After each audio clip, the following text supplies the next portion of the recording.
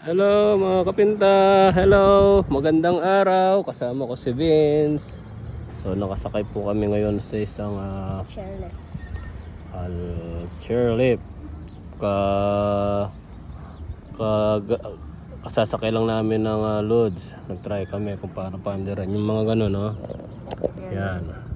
So nandiyan dito po kami sa Rotorua Skyline. Ayan, no?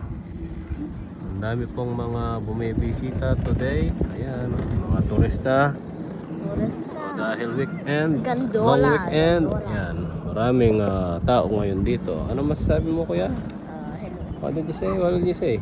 I have basketball. Oh. So later may second game pa si Vince. So nanalo sila this morning. So may game pa sila next. Mga 6 o'clock. So ang ginawa namin,